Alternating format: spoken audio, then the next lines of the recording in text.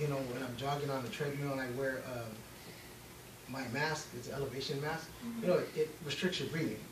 So when I feel like I can't go anymore, I start, you know, asking God to give me strength to keep going. Like, just, Lord, give me 5 more minutes, let me do 5 more minutes. A lot of times it's 10 to 15 minutes.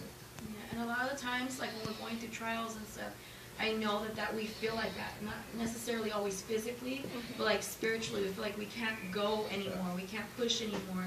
But if we too leaned on that scripture and asked Him for that strength and that help, then I know that He would carry us through it. But I personally think that scripture is not just because I trained, but I mean, if I was a young teenager again, I would lean on that scripture a lot, just because there's so many influences now, you know, with the internet, there's so many kinds of different drugs, and you can get your hands on stuff faster than you could when I was a kid, you know, and it's just so many different things now. It's like young kids today are challenged with so much more, like the devil's like really out there, you know. So, he'll play with you all day. So well, I wanted to also add,